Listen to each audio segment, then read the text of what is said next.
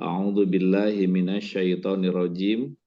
Bismillahirrahmanirrahim. Assalamualaikum warahmatullahi wabarakatuh. Assalamualaikum warahmatullahi wabarakatuh. Tema kita pada malam hari ini adalah demonstrasi yang diridhoi oleh Allah. Jadi pertanyaannya, adakah demonstrasi yang diridhoi oleh Allah? Jawabannya ada. Yang sudah pasti bahwa demonstrasi yang diridhoi oleh Allah adalah demo masak. Demo masak, nah kemudian masakannya diberikan kepada fakir miskin. Insya Allah langsung demo mendapat ridho Allah. Ya, nah sekarang demonstrasi yang wujudnya unjuk rasa gitu kan, menyampaikan pendapat, menyampaikan unek-unek boleh apa tidak? Jawabannya boleh. Kenapa? Karena demonstrasi juga dilindungi oleh undang-undang. Jadi undang-undang membolehkan rakyat untuk berdemonstrasi. Cuma bagaimana caranya demonstrasi ini mendapat ridho Allah? Sebab banyak demonstrasi yang pada akhirnya bukan mendapat ridha Allah, justru sebaliknya akan mendapat murka Allah. Nah pertanyaannya, kenapa ada demonstrasi? Kan gini, saya menggarisbawahi dulu bahwa salah satu tujuan pembangunan nasional, salah satu ya, tujuan pembangunan nasional yakin banyak. Ini yang saya ketahui, salah satunya adalah untuk menjadikan masyarakat Indonesia yang adil dan makmur. Ini salah satu tujuan pembangunan nasional. Ya, menjadikan masyarakat yang adil dan makmur. Ya, jadi adil dulu baru makmur gitu. Nah, sekarang yang baru tercapai apa ya? Kemakmuran. Saya mengakui bahwa Indonesia sudah makmur. Ya, sudah makmur. Kenapa sudah makmur? Ya bisa kita ukur. Alhamdulillah Indonesia atau pemerintah Indonesia masih bisa menyediakan kebutuhan masyarakat. Pangannya, sandangnya, papannya. Pendek kata apa yang dibutuhkan oleh masyarakat ada gitu. Persoalan harganya naik atau harganya mahal, ya. Yang penting ada dulu barangnya. Gitu. Ukurannya gitu. Nah yang kedua, jalanan kan macet sekarang. Ya, tiap pagi, tiap sore pasti macet. Kenapa? Ya karena karena masyarakat Indonesia sekarang sudah punya apa? Sudah punya kendaraan minimal sepeda motor. Dulu tahun 2000 saya pertama kali masuk komplek di tempat tinggal saya sekarang, ya. Itu satu gang kurang lebih 20 rumah, ya. Kenapa banyak sekali satu gang 20 rumah? Ya karena perumahan saya tipe 21, lebarnya cuma 6 meter. Mungkin lebih bahkan 20 rumah. Satu gang aja cuma yang punya motor cuma 2 orang, cuma 2 kakak di situ.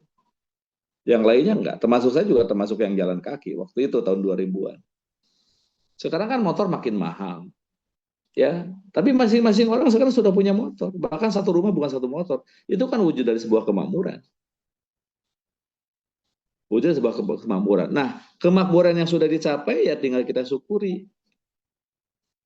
Tinggal yang belum apa sekarang? Yang belum adalah keadilan. Yang belum adalah adilnya. Makmurnya sudah.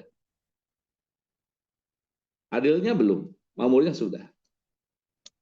Ya, makanya kemarin terjadi demonstrasi. Kenapa? Karena masyarakat, rakyat Indonesia menganggap, ya masyarakat sebagian masyarakat menganggap bahwa pemerintah tuh belum berlaku adil. Jadi yang harus kita perjuangkan adalah bagaimana caranya menegakkan keadilan. Nah, menegakkan keadilan itu hukumnya wajib. Gitu. Menegakkan keadilan itu hukumnya wajib. Coba gitu cek ayatnya, surat 16 ayat 90.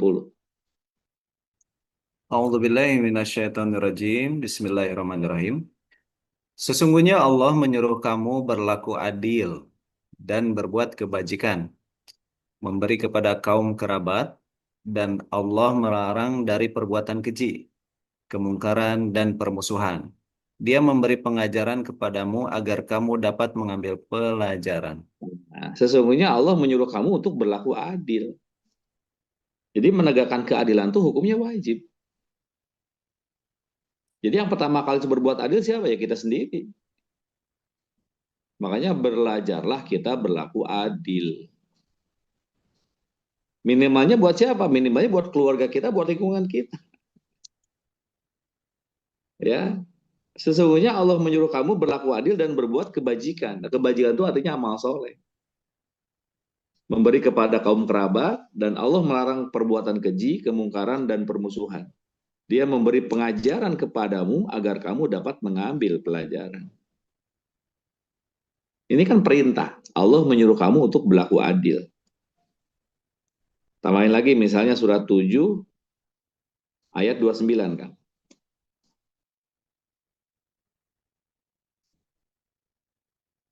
Surat 7 ayat 29.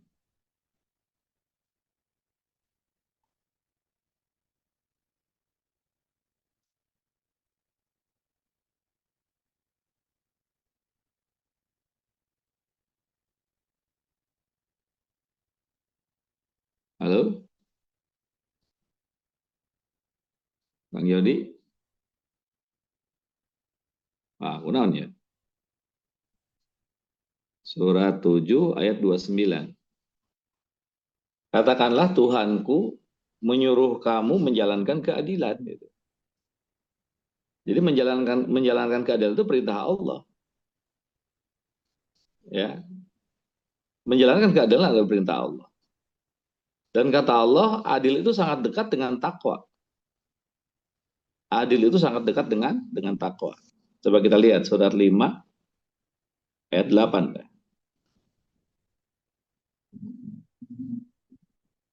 Hai orang-orang yang beriman, Hmm. hendaklah kamu jadi orang-orang yang selalu menegakkan kebenaran karena Allah, menjadi saksi dengan adil, dan janganlah sekali-kali kebencianmu terhadap sesuatu kaum mendorong kamu untuk berlaku tidak adil.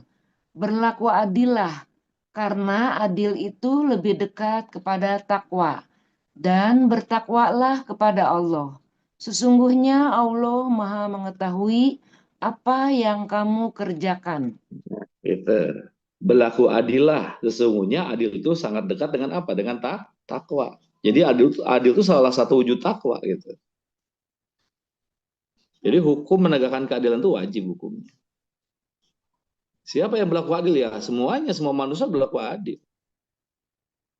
Nah, sekarang rakyat berharap keadilan dari siapa? Dari pemangku kekuasaan. Ya, dari legislatif, ya, dari eksekutif dan dari yudikatif. Mereka lah pemangku kekuasaan.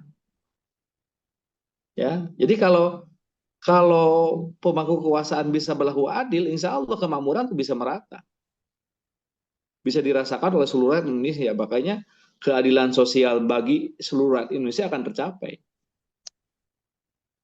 Nah, ketika orang yang dikasih amanah, yang diharapkan untuk bisa berlaku adil, ternyata tidak adil, gitu kan?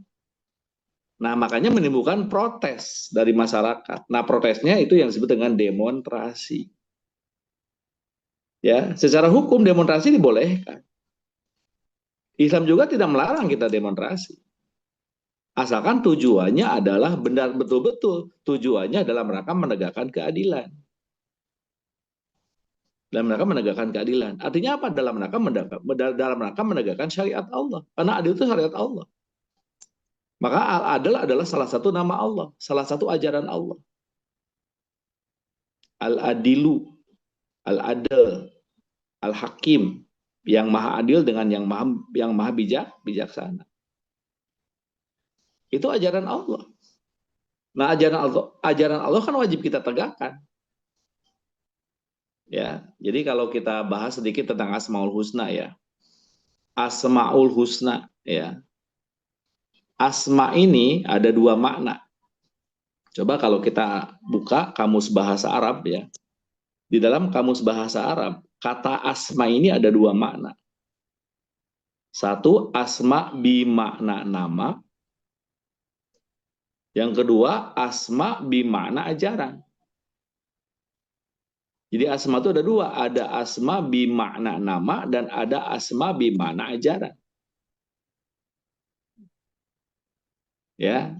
Jadi nama Asmaul Husna, nama-nama yang baik bagi Allah. Yang kedua, nama-nama yang ajaran-ajaran Allah. Jadi Asmaul Husna itu ajaran Allah. Jadi kewajiban kita tidak hanya sebatas melantunkan Asmaul Husna dengan bacaan yang indah, tidak hanya itu. Ya, jadi kita juga wajib apa? Wajib menegakkan ajaran Allah, Asmaul Husna. Nah, Asmaul Husna yang artinya ajaran Allah ini diadopsi ke dalam bahasa Indonesia menjadi kata isme. Makanya ketika ada kata ada akhiran isme berarti itu artinya ajaran.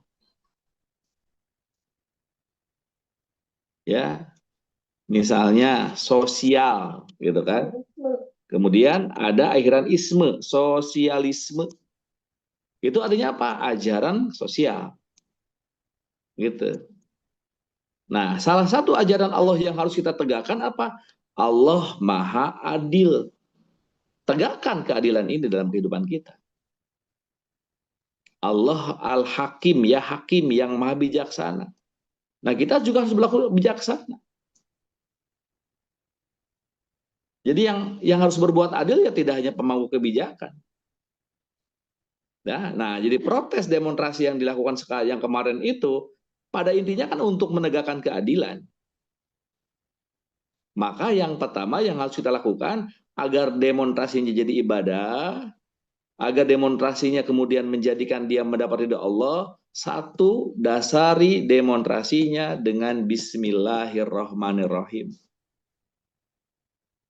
Karena ada hadis ya yang mengatakan barang siapa yang mengerjakan kebaikan tanpa didasari Bismillahirrahmanirrahim maka akan hilang rahmatnya. Maka skala kebaikan harus pakai Bismillah. Demonstrasi juga harus pakai Bismillah.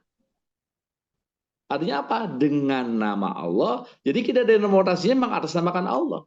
Nah kalau kita mengatasnamakan Allah harus pakai asma ajaran, harus pakai ajaran Allah. Nah, ajaran Allah yang kita pakai apa? Dua kata yang merupakan Asmaul Husna, nama yang baik bagi Allah. Ajaran Allah yang baik dari Allah. Ajaran yang sangat baik dari Allah apa? Ar-Rahman, Ar-Rahim. Jadi kalau demonstrasinya pakai Bismillah, berarti pakai Ar-Rahman, Ar-Rahim. Ar-Rahman, Ar-Rahim artinya kasih sayang.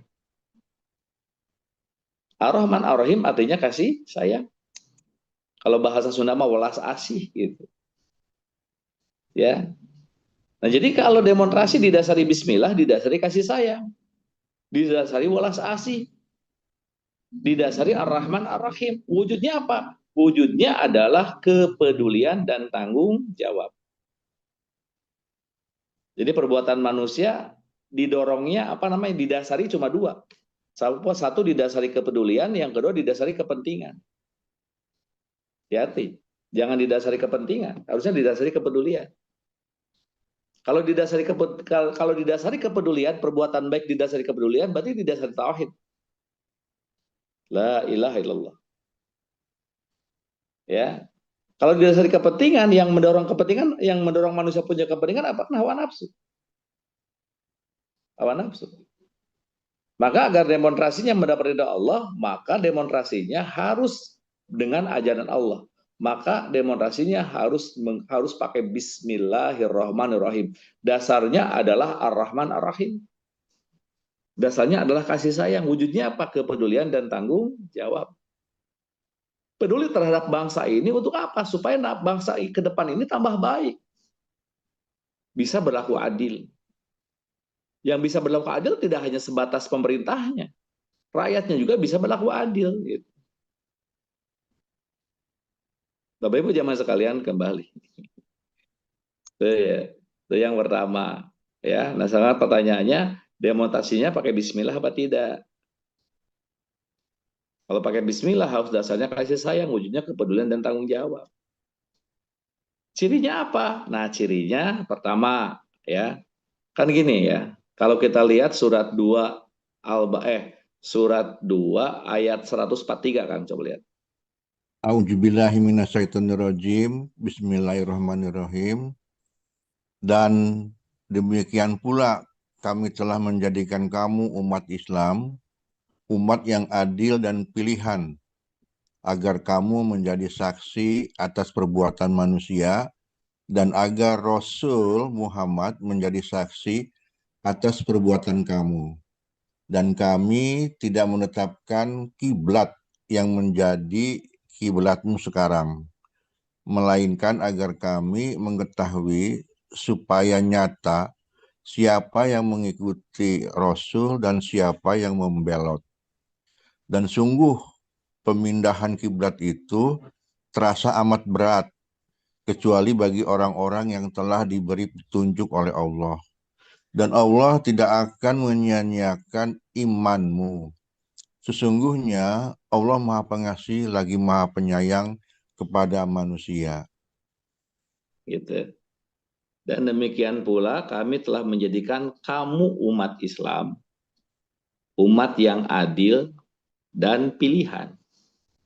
Jadi kalau ngaku umat Islam harus jadi umat yang adil.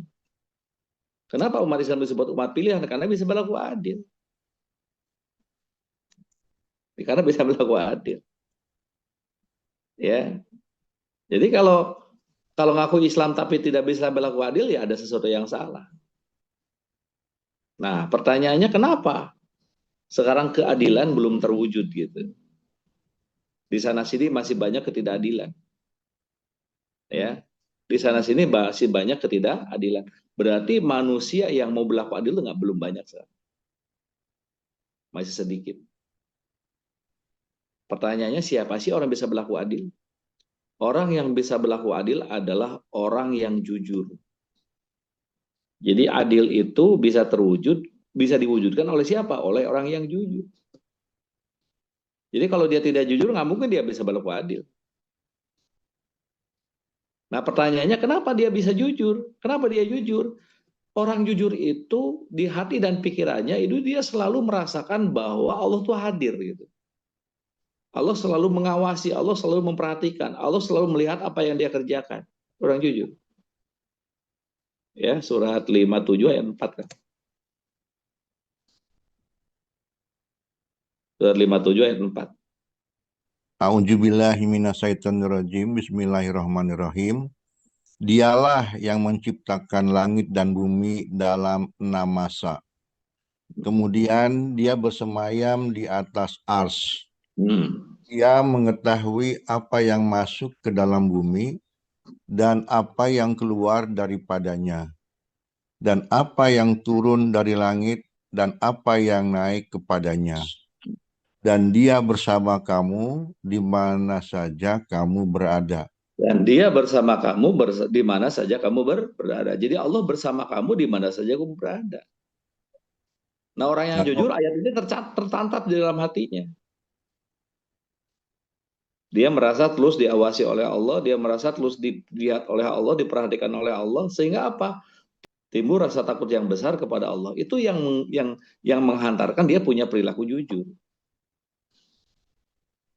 Jadi orang jujur adalah orang yang beriman, orang yang yakin benar dengan adanya Allah. Jadi kalau orang tidak jujur berarti orang yang imannya cuma pengakuan. Kenapa dia tidak ada rasa takut sama Allah? Nah, jadi orang yang bisa adil adalah orang yang jujur. Orang yang jujur adalah orang yang beriman. Kenapa dia beriman kepada Allah? Karena dia terus merasa diperhatikan oleh Allah. Ini yang menghantarkan dia punya perilaku jujur. Sehingga dia bisa berbuat adil. Itu. Nah, jadi sekarang kita bisa menarik menarik sebuah kesimpulan, berarti orang jujur kan susah. Berarti orang yang berlaku adil juga susah. Bahkan di sebuah negara, ya nggak tahu negara apa namanya, ya justru orang-orang yang berharap, ya orang-orang yang profesinya, ya profesinya untuk menegakkan keadilan gitu kan, ya justru adalah orang-orang yang harus diadili gitu. Kenapa? Karena ketidakjujurannya itu. Ya, wallahu alam di negara apa saya nggak tahu. Ya. Nah, Bapak Ibu jamaah sekalian, kembali itu yang pertama. Ya, jadi demonstrasinya harus pakai Bismillahirrahmanirrahim. Dasarnya kepedulian dan tanggung jawab. Nah, ketika suatu pekerjaan didasari Bismillahirrahmanirrahim, berarti didasari tauhid. Kebalikannya apa? Kepentingan. Kalau kepentingan berarti didasari kemusyrikan. Hati-hati. Kenapa? Karena kalau kepentingan dorongannya hawa nafsu. Cirinya apa? Nah, cirinya gitu. Ketika praktek demonstrasinya, kan demonstrasi itu menyampaikan pendapat. Ya, tapi menyampaikan pendapatnya di luar pagar atau depan pagar kantor pemerintahan. Nah, makanya di sini Pak. Ya, makanya orang-orang baik, orang-orang yang jujur, harusnya dia yang duduk di sana. Ya, di kursi legislatif, kursi eksekutif, kursi yudikatif, itu harus diisi oleh orang-orang yang jujur, oleh orang-orang yang baik. Karena hanya orang yang jujur yang bisa berlaku adil. Jadi kalau misalnya orang yang jujur, orang yang baik, ya orang yang baik kemudian dia tidak mau terlibat di situ, ya akhirnya kan diisi oleh orang yang tidak baik. Ini akan bahaya. Ya, jadi harusnya memang menyuarakan pendapat itu ya di dalam gedung. Kenapa? Karena dia punya apa? Dia punya corong, punya pengeras suara. Nah, tapi kalau demonstrasi ini di mana? Di luar gedung, di dalam di depan pagar, ya, di depan pagar. Kemudian menyuarakan pendapatnya nggak masalah, kan ini hak masyarakat. Kalau dinilai pemangku kebijakan tidak adil. Nah, cuma ketika menyampaikan aspirasinya harus dengan bagaimana? Ya, nah Allah merintahkan kepada kita begini. Kita lihat. Pertama, ya surat 17 ayat 53, Pak. A'udzubillahi minasyaitonirrajim. Bismillahirrahmanirrahim. Surat Al-Isra ayat 53. Dan katakanlah kepada hamba-hambaku, hendaklah mereka mengucapkan perkataan yang lebih baik atau benar.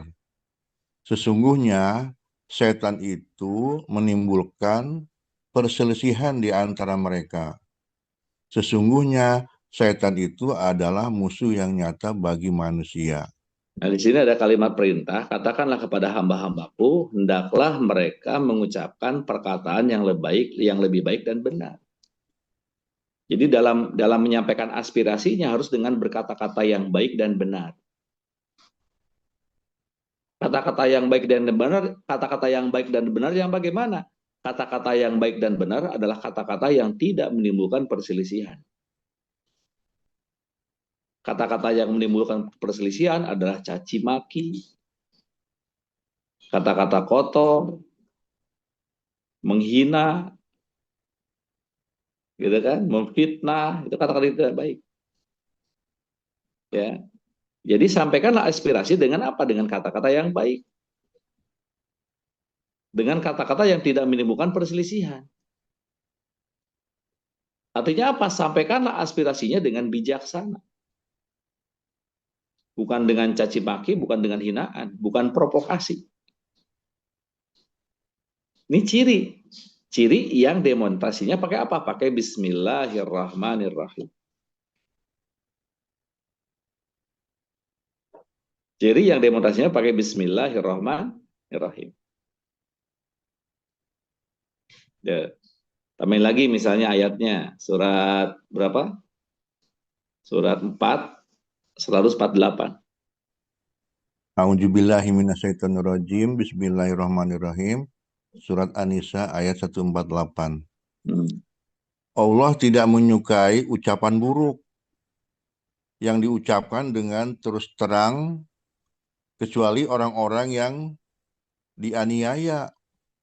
Allah adalah Maha mendengar lagi Maha mengetahui. Jadi Allah tidak menyukai ucapan buruk.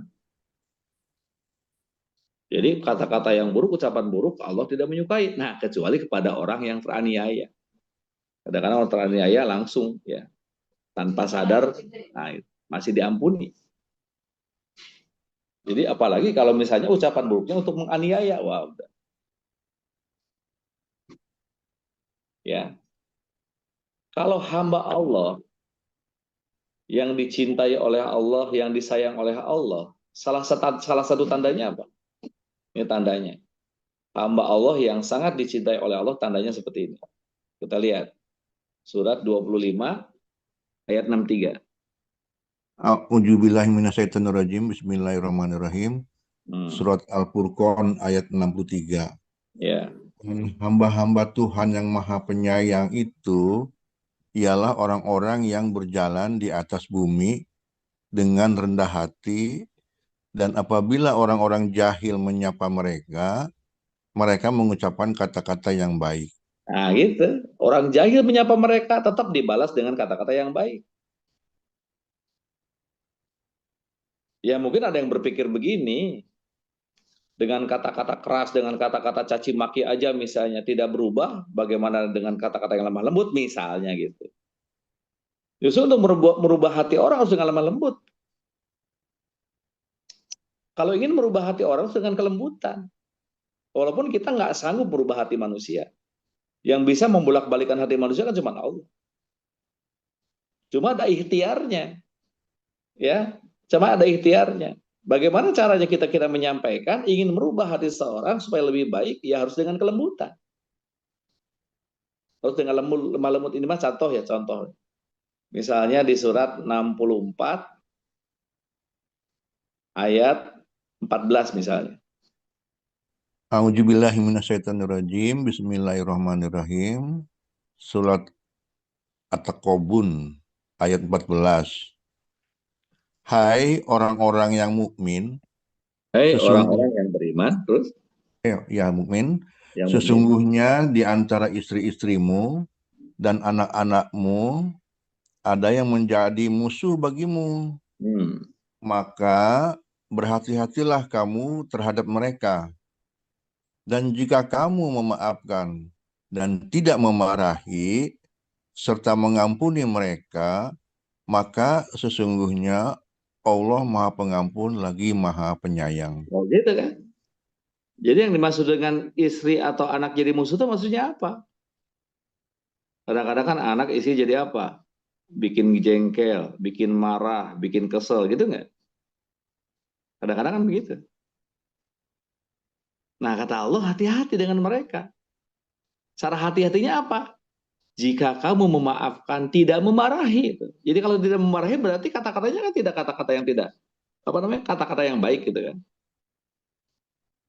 Ya, dan mengampuni mereka sungguhnya Allah Maha Pengampun dan Penyayang. Jadi kalau kita ingin merubah hati dengan cara begitu. Jadi kalau istilahnya gini ya. Kalau saya mengcopy paste kata-kata Gubernur Jawa Barat Kang Deddy Mulyadi. Ya, kalau kita bicara dengan mulut, maka akan didengar oleh telinga. Telinga cuma ada dua, telinga kanan, telinga kiri. Nah, kadang-kadang kalau kita bicara dengan mulut, ya diterima telinga kanan, ya kemudian keluar telinga kiri, masuk telinga kanan, keluar telinga kiri. Tapi kalau kita bicara dengan rasa, kita bicara dengan hati, maka yang mendengar adalah hatinya gitu. Nah, kita makanya harus belajar kita menyampaikan atau bicara itu dengan apa? Dengan hati. Nah, konsepnya tadi, kalau kita bicara dengan hati harus dengan kasih sayang. Dengan kepedulian dan tanggung jawab. Nah, ini yang sedang saya coba pelajari. Ya, coba latihan, praktek dalam kehidupan sehari-hari. Ternyata emang nggak mudah. Ternyata nggak mudah. Ya, kan ada orang ngomong supaya ada yang ngomong kayak gini, ya Pak, jangankan yang halal, yang haram aja susah tuh kan gitu. Itu filosofi setan tuh, Pak. Jadi yang benar itu yang halal lebih banyak daripada yang haram. Yang benar. Ya, jadi harta yang halal itu lebih banyak daripada harta yang halal. Jadi cara halal lebih banyak daripada cara haram. Salah satu contoh. Ya, dulu Nabi Yusuf alaihissalam digoda oleh wanita yang haram digauli. Kenapa? Karena bukan istrinya. Secantik apapun Nabi Yusuf bertahan di situ. Dia tidak mau melakukan perbuatan yang haram. Walaupun tidak ada siapa-siapa. Si perempuan cantik itu yang menggodanya. Artinya apa? Nabi Yusuf menghindari perbuatan haram. Satu perbuatan haram dihindari oleh Nabi Yusuf. Tapi Nabi Yusuf menghindari satu perbuatan haram mendapat pahala 3. Mendapat pahala 3. Ya, karena kata ya walau alam bisawab dalam sejarah dikatakan bahwa kemudian Nabi Yusuf justru menikahi Siti Julaiha. Dalam sejarah ya, ini dalam Quran mah tidak ada. Katanya Al-Aziz ya, istrinya Siti Julaiha itu kan sudah berumur. Kemudian tidak bisa memberikan nafkah batin. Sehingga Siti Julaiha itu masih suci. Gitu. Nah, sebelum meninggal ya kan waktu itu Nabi Yusuf jadi bendahara negara. Al-Aziz masih jadi raja. Sebelum meninggal amanat tuh untuk ya Nabi Yusuf untuk menikahi Siti Julaiha. Tuh. Ketika meninggal dinikahi halal nggak jadinya? Halal lah. Kenyataannya Nabi Yusuf gak suka. Ya, karena Siti Julaiha istri raja. Sedangkan raja tidak punya anak, otomatis yang jadi raja siapa? Nabi Yusuf. 2 tuh. Dapat pahalanya halal lagi. Yang namanya raja kan pasti harta kekayaannya kan banyak. 3 tuh. Ya, menghindari yang haram yang 1 tapi dapat yang halal yang 3. Jadi sesungguhnya rezeki halal itu lebih banyak daripada rezeki haram. Jadi cara yang baik itu lebih banyak sesungguhnya. Kalau kita mau mohon minta petunjuk kepada Allah. Gitu. Ya, 1 itu wujud bukti bahwa kalau pakai bismillah, kata-kata yang keluar dari mulut kita adalah kata-kata yang bijaksana. Bukan caci maki, bukan hinaan. Ya, surat 3 159 kan. A'udzubillahi minasyaitonirrajim. Bismillahirrahmanirrahim. Maka disebabkan rahmat dari Allah lah kamu berlaku lemah lembut terhadap mereka. Maka disebabkan rahmat Allah lah kamu berlaku lemah lembut terhadap mereka. Terus Sekiranya kamu bersikap keras lagi berhati kasar, tentulah mereka menjauhkan diri dari sekelilingmu. nah, jadi musuh itu harus dilembutin, bukan dikasarin. Makanya kalau kata Kang Deddy itu hati-hati berhadapan dengan orang yang mengalah. Hati-hati. Hati-hati dengan orang yang mengalah. Dengan orang yang sabar hati-hati. Gitu. Justru kalau kita ingin ingin menyampaikan kemudian suara hati kita didengar, ya bicara dengan hati, dengan lemah lembut.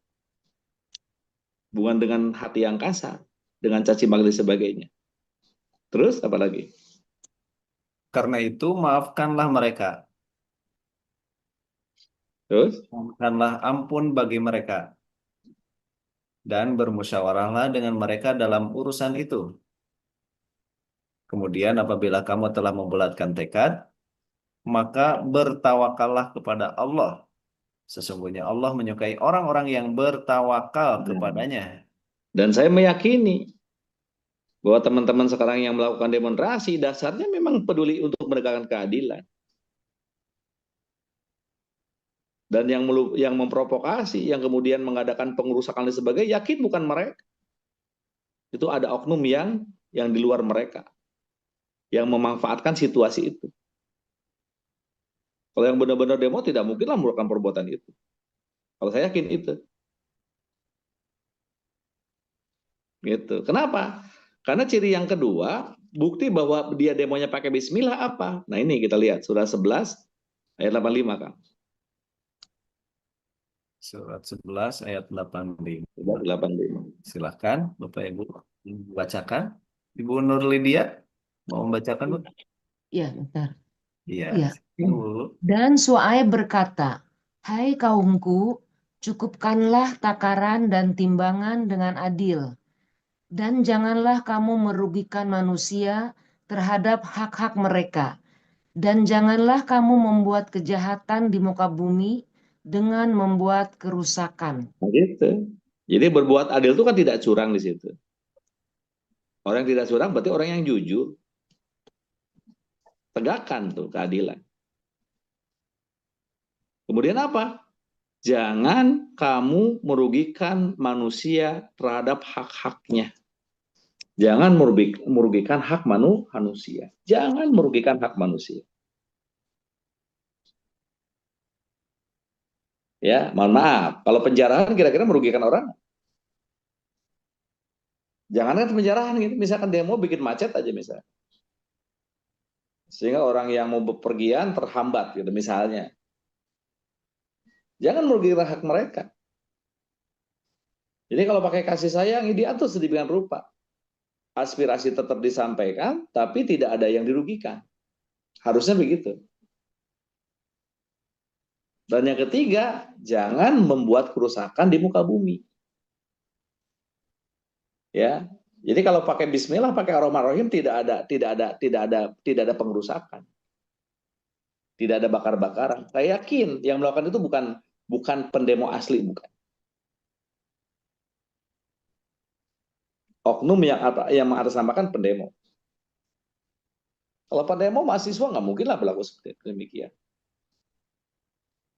Ya mudah-mudahan peristiwa kemarin jadi pelajaran buat kita semua, buat seluruh bangsa, gitu kan. Sehingga masing-masing bisa menahan diri. Dan menjadi pelajaran juga buat siapa? Buat pemangku kebijakan. Mudah-mudahan bisa mengeluarkan kebijakan-kebijakan dengan seadil-adilnya. Sehingga tujuan mewujudkan masyarakat yang adil dan makmur tercapai. Kemudian terciptanya keadilan sosial atau terwujudnya keadilan sosial bagi seluruh rakyat Indonesia. Tambah lagi Kang, surat berapa? 7 ayat 56. Ya, surat 7 ayat 56.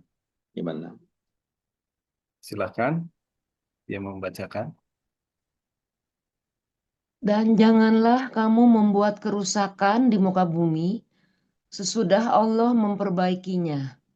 Dan berdoalah kepadanya dengan rasa takut tidak akan diterima dan harapan akan dikabulkan. Sesungguhnya rahmat Allah amat dekat kepada orang-orang yang berbuat baik. Jangan kamu membuat kerusakan di muka bumi sesudah Allah memperbaikinya. Allah tidak hanya memperbaiki alam, Allah tidak hanya membangun alam ini, tidak hanya itu. Apa yang dibuat oleh manusia sekarang, apa yang dibangun oleh manusia sekarang, betul hakikatnya Allah yang membangunnya, Allah yang memperbaikinya. Misalnya fasilitas umum, memang yang buat tukang bersih, yang buat tukang bangunan. Tapi kan tukang bangunan diberi kesehatannya oleh Allah, dikasih tenaga juga oleh Allah. Kalau dikasih sakit, dia kan bisa kerja. Jadi Allah tuh jadi apa yang dibangun tuh ya Allah yang memperbaikinya gitu. Ya. Jadi jangan merugikan hak manusia, jangan merugikan hak-hak orang lain, kemudian jangan berbuat kerusakan. Allah tidak menyukai kerusakan. Dan sesungguhnya kerusakan yang dibuat tuh sesungguhnya kerusakan yang dibuat tuh akan merugikan siapa? Bukan merugikan orang lain, tapi justru akan merugikan dirinya sendiri. Kita ini makhluk bumi. Kenapa? Karena Allah ciptakan kita menjadi khalifah di bumi. Allah mengatakan begini, di bumi ini kamu hidup, di bumi ini kamu mati, dan kelak di bumi ini juga kamu akan dibangkitkan kembali. Ya, surat 7 ayat 25 misalnya.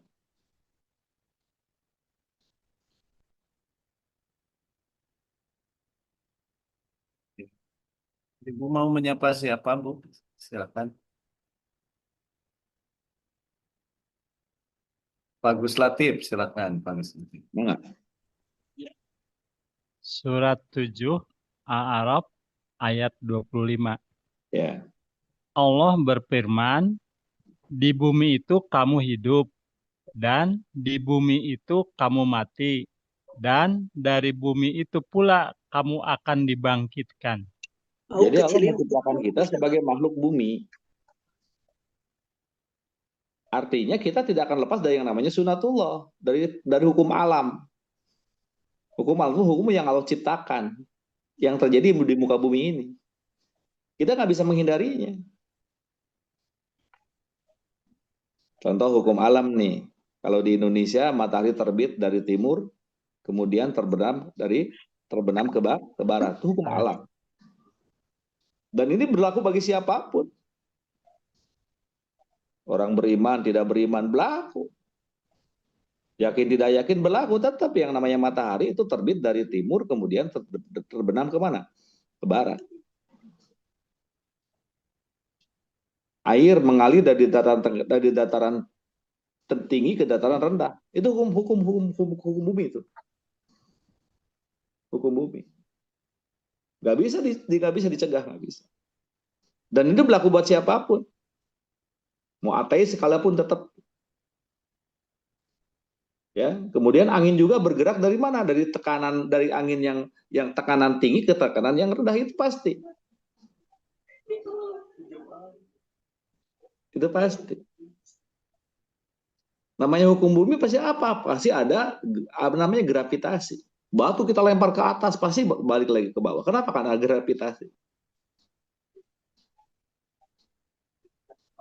Itu hukum bumi. Dan kita nggak bisa menghindari itu. Makanya jangan melawan hukum bumi. Nah kebanyakan, mohon maaf, kan begini, hukum bumi ini dilawan. Air, hutan, pohon, sungai, gunung. Padahal tanah air itu kehidupan manusia. Jadi kalau misalkan apa yang ada di tanah air Indonesia itu, maaf, apa yang ada di tanah air ini kemudian rusak, yang rusak apa ya? Yang rusak ya sumber kehidupan manusia. Yang rugi siapa? Yang rugi ya diri kita sendiri lah. Karena sumber kehidupannya ada di situ. Surat 7 ayat 10. Surat 7 ayat 10. Bahkan Sesungguhnya ayat 7 Al-A'raf ayat 10. Ya. Sesungguhnya kami telah menempatkan kamu sekalian di muka bumi dan kami adakan bagimu di muka bumi penghidupan, amat sedikitlah kamu bersyukur. Nah, di muka bumi kan ada sumber kehidupan, makanya hidup manusia di muka bumi. Apa sumber kehidupannya? Udara, oksigen, air, makanan. Makanan manusia kan sumbernya dua, hewan dan tumbuhan. Hewan bisa hidup kenapa? Ada tumbuhan, ada air, ada udara. Ini saling berkaitan. Ya. Jadi kalau misalnya mohon maaf aksi unjuk rasanya kemudian menimbulkan kerusakan, yang rugi siapa jadinya? Yang rugi bukan orang lain. Yang rugi bukan makhluk lain. Yang rugi adalah manusia sendiri. Nah, ini harus digarisbawahi. Ya, Bapak Ibu jemaah sekalian, kan ini ya. Coba kita buka dulu surat 7 ayat 96-nya. ya, surat 7, 96. Surat 7 Ayat- ayat 96. Surat 7 Surat ayat 7 96. ayat 96. Ya. Jikalau sekiranya penduduk negeri-negeri beriman dan bertakwa, pastilah kami akan melimpahkan kepada mereka berkah dari langit dan bumi. Tetapi mereka mendustakan ayat-ayat kami itu, maka kami siksa mereka disebabkan perbuatannya. Jadi berkah dari langit dan bumi akan Allah berikan kepada siapa? Kepada orang yang beriman dan bertakwa. Kan tadi salah satu wujud takwa apa? Berlaku adil. Tetapi mereka mendustakan ayat-ayat kami. Mereka tidak jujur, mereka tidak adil, mereka berbuat kerusakan. Maka kami siksa mereka disebabkan perbuatannya. Ayat ini bicara penduduk negeri loh. Ayat ini berbicara penduduk negeri. Jadi kalau penduduk negeri ini semuanya adil, insya Allah berkah turun dari langit dan bumi. Akhlaknya baik, berkah turun dari langit dan bumi. Kan akhlak, takwa itu akhlak gitu. Ya, nah makanya ujungnya kan gak enak nih ayat. Maka kami akan siksa mereka disebabkan perbuatannya. Tetapi sebelum Allah memberikan ajab, ada peringatan dulu nih. Ada peringatan dulu. Peringatannya kepada siapa? Nah, kita lihat. Surat berapa? Surat 17 ayat 16 kan. A'udzubillahiminasyaitonirrajim. Bismillahirrahmanirrahim. Dan jika kami hendak membinasakan suatu negeri, maka kami perintahkan kepada orang-orang yang hidup mewah di negeri itu, supaya mentaati Allah.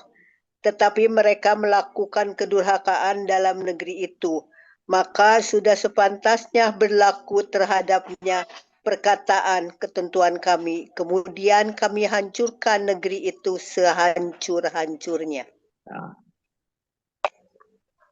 dan jika kami hendak membinasakan suatu negeri, kalau Allah mau membinasakan sebuah negeri kan mudah saja. Karena Allah itu maha bijaksana, sebelum nah kenapa dihancurkan? Karena keingkaran tadi. Karena penduduk negerinya mengingkari. Tapi sebelum dihancurkan, Allah terlebih dahulu Allah ngasih peringatan. Nah di sini peringatannya kepada siapa? Peringatannya kepada orang-orang yang hidup mewah di negeri itu. Pertanyaannya, kenapa kepada orang hidup mewah di negeri itu? Biasanya orang yang hidup mewah di sebuah negeri siapa? Biasanya orang hidup mewah di sebuah negeri kan dua. Satu, Kewenangan. penguasa. Yang kedua, pengusaha. Gitu nggak? Yang hidup mewah di sebuah negeri itu dua, penguasa dan pengusaha. Bahkan sekarang banyak pengusaha yang jadi penguasa. Kenapa kepada orang hidup mewah? Kenapa kepada orang hidup mewah di sebuah negeri itu? Atau kepada penguasa dan pengusaha? Atau banyak sekali pengusaha yang jadi penguasa. Kenapa? Karena mereka yang bisa memperbaiki negeri ini, dan sekaligus mereka juga yang bisa merusak negeri ini. Nah cuma kan ini ayatnya nggak enak nih. Ketika mereka nih orang si penguasa dan pengusaha ini, atau si orang hidup mewah di negeri ini tidak berlaku adil, melakukan kedurhakaan, malah dia berbuat kerusakan, maka sudah sepatasnya berlaku terhadap perkataan ketentuan kami, kemudian kami hancurkan negeri itu sehancur-hancurnya. Nauzubillahi min dzalik. Ini yang harus kita perbaiki. Jadi unjuk rasa itu dalam rangka memperbaiki, bukan merusak. Ya, bukan tambah pelanggaran. Tapi yang melanggar diperbaiki, bukan tambah pelanggaran. Ini udah banyak pelanggaran, dilanggar lagi kan gitu. Nauzubillahi min dzalik. Ya. Ya kalau mohon maaf ya. Kalau kita masyarakat biasa, contoh kasus lah, mohon maaf ya. Di lingkungan saya itu sekarang banyak sekali sampah di sana sini gitu. Ya. Kita bersihkan, ada lagi di situ. Kita bersihkan, ada lagi di situ. Kita bakar, ada lagi di situ. Nah, suatu saat ketahuan. Ini ada orang lagi buang sampah, kemudian ketahuan. Artinya saya lihat gitu, saya tegur. Ya, jangan buang sampah di sini dong. Malah marah dia. Kamu siapa kan gitu bahasanya. Ya, coba kalau yang mohon maaf, kalau yang negurnya penguasa. Gitu kan? Bagian. Nah, makanya penguasa ini, maaf, orang hidup mewah di sini, ya kalau saya terjemahkan orang hidup mewah di sini dua, pengusaha dan penguasa. Sekarang banyak penguasa yang jadi pengusaha yang jadi penguasa. Ini yang berpeluang membangun, memperbaiki. Tapi bisa juga berpeluang untuk apa? Berpeluang merusak. Ini yang bahaya. Nah, mudah-mudahan peristiwa yang kemarin yang terjadi ya mudah-mudahan jadi pelajaran. Segala sesuatu yang terjadi pasti ada hikmah. Walaupun ada kerusakan di sana sini, mudah-mudahan jadi hikmah. Paling tidak memberikan pelajaran kepada orang-orang pemangku kebijakan sekarang, ya untuk apa? Untuk tadi menyadari kekeliruannya. Mudah-mudahan bisa memberikan kebijakan-kebijakan yang pro rakyat, yang bisa membangun negeri ini tambah baik. Ya, sekali lagi ya, kalau makmurnya sudah, tinggal apa? Tinggal adilnya. Gitu. Baik Kang, sampai sini ada pertanyaan? Ya, Enggak. baik. Pak Latif di mana Pak Latif? Abdi di Tasik, Pak. Iya, Oh, gitu. tadi perkawis itu Nanti. tertarik ke Al-A'raf surat ke-7 ayat ke-25 yang kata Oh, terakhirnya kamu akan dibangkitkan juga di bumi, dibangkitkan. Kebangkitan itu berarti di bumi juga. Nah, itu iya, tertarik. Kang Yodi, surat Al-A'raf 7 ayat 25-nya iya, ada kata-kata terakhir kan akan di bumi hidup, kemudian di bumi akan dimatikan dan akan dibangkitkan itu di bumi juga. Hari kebangkitan itu berarti apa di bumi juga hari kebangkitan itu. iya. Jadi hari Kalau kebangkitan itu saat ini gitu. bumi itu kan tempat, Pak. Nah, bumi itu ada di dalam bumi kan ada alam.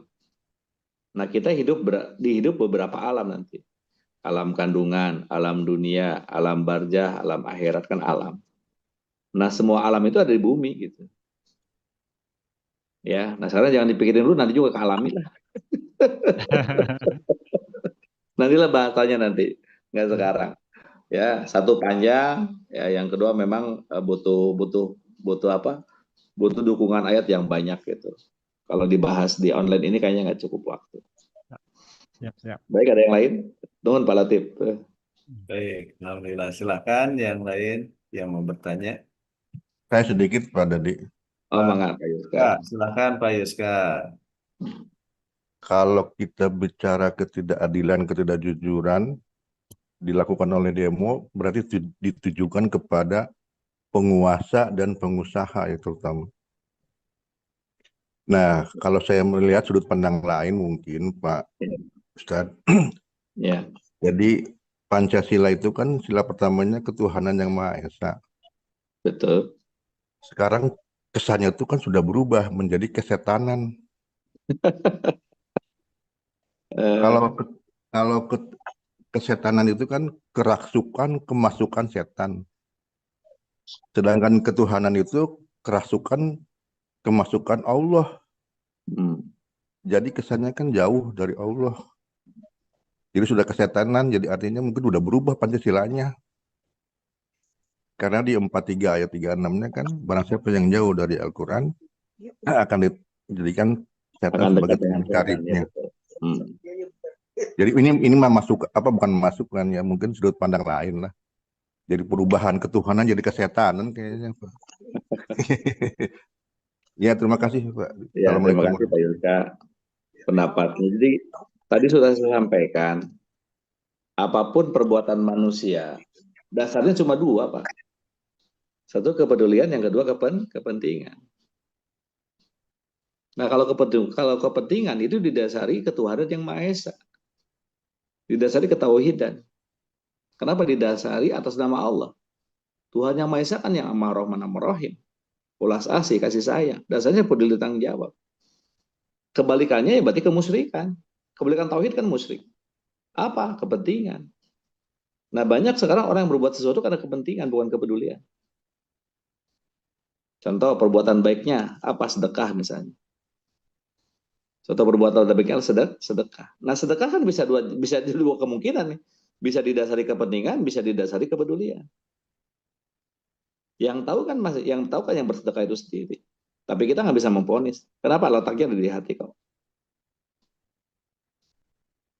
Itu. Ada yang sedekah, dasarnya kepentingan. Kenapa? Dia rajin sedekah karena ingin jadi RT misalnya. Kan kepentingan. Nah, kalau dasarnya kepedulian nggak ada urusan. Mau nyalon, tidak nyalon, tetap aja dia berbuat sesuatu. Kenapa? Berbuat sesuatu karena kepedulian. Karena melaksanakan perintah Allah. Karena mewujudkan kasih sayangnya Allah di situ. Akan beda. Nilai keikhlasannya kan beda. Nah, yang tahu siapa? Yang tahu dirinya masing-masing. Sekali lagi ya, ria tidak ria itu kita nggak bisa nilai orang. Karena ria itu letaknya di hati. Kan ria itu keinginan mendapat pujian, pamrih itu ria. Yang tahu kan hatinya masing-masing. Nah, jadi makanya kita ngaji sekarang yang bukan buat orang lain pada dasarnya, tapi buat diri kita sendiri. Gitu. Mangga ada yang lain? Ya, sudah silakan. Yang lain? Ya. Jadi pencegahannya yang sepertinya tidak pernah dilakukan atau bahkan diabaikan. Jadi preventifnya itu tidak dilakukan.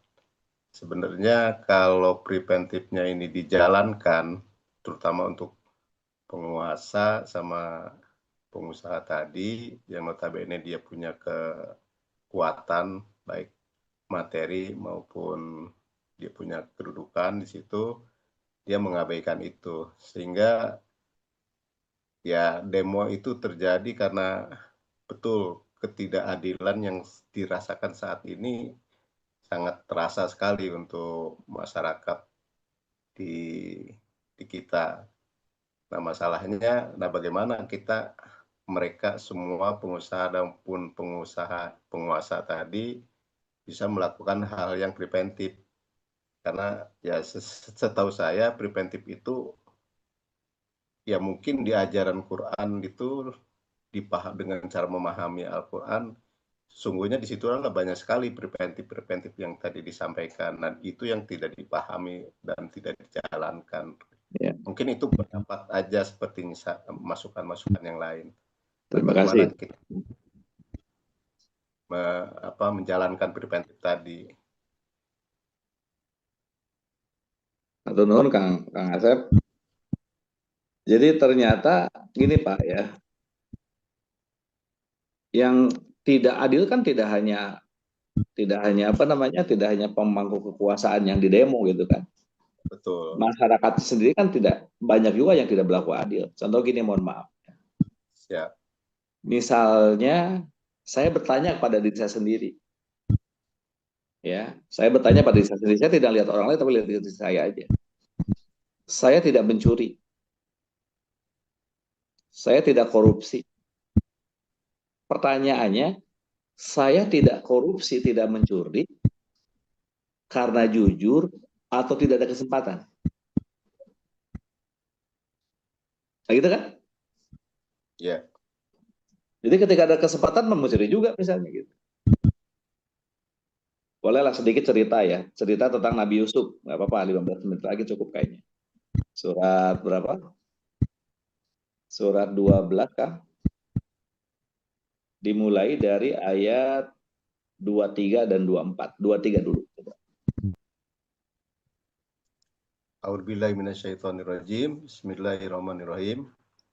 Dan wanita Zulaiha yang Yusuf tinggal di rumahnya menggoda Yusuf untuk menundukkan dirinya kepadanya. Dan dia menutup pintu-pintu seraya berkata, "Marilah ke sini." Yusuf berkata, "Aku berlindung kepada Allah, sungguh Tuanku telah memperlakukan aku dengan baik. Sesungguhnya orang-orang yang zalim tiada akan beruntung." Nah, ya, ada wanita cantik pada zaman itu namanya Siti Julaiha. Dia suka sama Nabi Yusuf yang tinggal di rumahnya. Kemudian dia berusaha menggoda Nabi Yusuf. Pertanyaannya, ini bagi Nabi Yusuf godaan bukan, Pak? Godaan. Kenapa godaan? Nah, coba ayat 24-nya. Ya. A'udzubillahi minasyaitonirrajim. Bismillahirrahmanirrahim. Sesungguhnya wanita itu telah bermaksud melakukan perbuatan itu dengan Yusuf. Dan Yusuf pun bermaksud melakukan pula dengan wanita itu. Andai kata dia tidak melihat tanda dari Tuhannya, demikianlah agar kami memalingkan diri padanya, kemungkaran dan kekejian. Sesungguhnya Yusuf itu termasuk hamba-hamba yang kami yang terpilih. Nah, gitu. Jadi kenapa bagi Nabi Yusuf ini godaan? Karena ternyata Nabi Yusuf juga suka gitu. Sungguhnya wanita itu telah bermaksud melakukan perbuatan itu dengan Nabi Yusuf. Dan Nabi Yusuf pun bermaksud melakukan pula. Coba kedua-tiganya lagi. Ya. Dan wanita Siti Zulaiha yang Yusuf tinggal di rumahnya menggoda Nabi Yusuf untuk menundukkan dirinya. Ini bagi Nabi Yusuf godaan. Kenapa? Nabi Yusuf juga suka, senang. Kenapa? Nabi Yusuf manusia normal, punya nafsu juga, gitu kan? Jadi kenapa disebut godaan? Karena suka. Kalau nggak suka bukan godaan namanya. Kayak umat Islam dikasih daging babi nolak menerima, Pak. Nolak. Kenapa nolak? Jawabannya pasti haram. Tapi kalau umat Islam dikasih uang haram nolak menerima. Berat. Nah, kenapa dikasih daging babi nolak? Ya nggak suka aja dari kecil udah didoktrin nggak suka kok. Gitu kan? Tapi kenapa dikasih uang haram? Karena suka. Tidak nolak dia karena suka. Padahal sama-sama haram ya. Nah, sama-sama haram. Nah ini mah jelas Nabi Yusuf suka gitu. Suka. Nabi Yusuf suka. Berarti ada keinginan gitu. Tapi nolak gitu kan. Dan si perempuan tadi nutup pintu-pintu. Artinya apa? Pintunya ditutup. Berarti ya di ruangan itu cuma ada dua. Cuma ada dua. Nabi Yusuf dan Siti Zulaiha. Nggak ada yang lain. Artinya apa? Peluang Nabi Yusuf untuk berbuat zina bisa nggak? Bisa. Bisa. Kenapa? Ada kesempatan. Ini Nabi Yusuf membuktikan. Ada keinginan, ada kesempatan. Tidak hanya itu, digoda pula. Kemudian si wanita ini berkata, marilah ke sini. Coba kalau ini terjadi pada diri saya, wallahu a'lam bishawab tuh kayaknya tuh. Ada keinginan, ada kesempatan, dirayu pula. Kalau Nabi Yusuf lari menghindar, ini kalau saya mungkin kalau saya lari ngarontok, kira-kira begitulah. Maka saya tidak melihat orang lain, saya melihat diri saya sendiri. Nah gitu, ya. Nah jadi apa namanya? Sisi rakyat juga, gitu kan? Ketika ada kesempatan, mah ya tadi ada kesempatan menjarah ya menjarah. Tapi kalau Contoh, imannya misalnya kan kita tidak menyukai sogok suap kan? Kita tidak menyukai sogok suap. Dan Nabi sudah menegaskan yang nyogok neraka, yang terima sogokan juga neraka. Jadi tidak hanya orang yang nyogok yang neraka, yang terima sogokan juga neraka. Gitu. Ya. Nah, tapi ketika mohon maaf ada kesempatan misalnya 5 tahun sekali ada pilkada, ada pemilu dan sebagainya. Karena ada tuh pengusaha yang banyak uang ingin jadi penguasa, bawa uang sogokan pada rakyat, pada masyarakat, bagi-bagi amplop, diterima nggak kira-kira? iya. Sogokan juga bukan namanya itu. Nah jadi kalau mulainya dari situ sampai kapanpun ya seperti itulah kira-kira. Maaf ya, jadi kalau jabatan kekuasaan diraih dengan cara tidak adil, maka sulit untuk menegakkan keadilan. Jadi kalau misalnya jabatan kekuasaan itu diraih dengan cara yang adil, insya Allah dia bisa menegakkan keadilan. Ya, saya tidak bicara Indonesia. Ini saya bicara konsep. Ya, mudah-mudahan ini kan jadi pelajaran buat kita semua.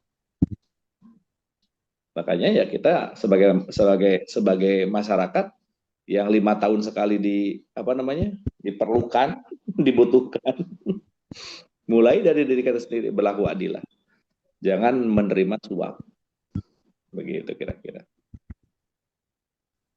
Ada yang lain kan? Cukup. Baik, ada yang lain Bapak Ibu? Kalau tidak ada, dicukupkan sekian dulu untuk pertemuan malam hari ini. Ya, sepertinya tidak ada. Ya, kalau begitu sekaligus kita kasih kesempatan guru kita untuk istirahat ya, karena sudah perjalanan tadi siang. Ya baik Bapak Ibu Baik. Mas sekalian, itu aja. Ya. Kita doa dulu ya kan? Ya, sebelumnya silakan untuk closing statement, Ustaz, sekaligus ditutup dengan silakan, Ustaz. Bapak Ibu jemaah sekalian, ya sekali lagi bahwa apa yang kita kaji, apa yang kita pelajari ini buat diri kita sendiri. Ya, jadi Jadi ketika Allah memerintahkan kita untuk mengadakan keadilan, jadi yang harus belajar berbuat adil adalah kita sendiri. Kenapa adil sangat dekat dengan takwa. Allahumma sholli wa sallim ala sayyidina Muhammadin wa ala alihi wa sahbihi ajmain. Bismillahirrahmanirrahim. Alhamdulillahirabbil alamin. Hamda syakirin, hamda naimin, hamda ni'amahu wa yukafi'u majidah. Ya Rabbana lakal hamdu kama yanbaghi li jalali wajhikal karim adim sultanik. Allahumma ighfir lana dzunubana wa liwalidayka warhamhuma kama rabbayana shaghira wa li jami'il muslimina wal muslimat wal mu'minina wal mu'minat al ahya'i minhum wal amwat wa tabi bainana wa bainahum bil khairat rabbighfir warham wa anta khairur rahimin. Allahumma inna nas'alukal afiyata min kulli bala wa syifaa'a min kulli da'a wa tahfadzana min kulli wabah. Allahumma inna nas'aluka salamatan fid din wal afiyata fil jasad wa ziyadatan fil ilmi wa barakatan fil rizqi wa taubatan qoblal maut wa rahmatan indal maut wa maghfiratan ba'dal maut. Allahumma hawin alaina fis sakaratil maut wa najata minan wa afatil hisab. Rabbana la tuzigh qulubana ba'da idh hadaytana wa hab lana min ladunka rahmatan innaka antal wahhab. Rabbana atina fid dunya hasanah wa fil akhirati hasanah wa qina adzabannar. Subhana rabbika rabbil izzati amma yasifun, salamun alal mursalin walhamdulillahi rabbil alamin. Kita tutup dengan doa majelis. Subhanakallahumma wa bihamdika asyhadu an la ilaha illa anta astaghfiruka wa atubu ilaik. Kurang lebihnya mohon maaf. Assalamualaikum warahmatullahi wabarakatuh.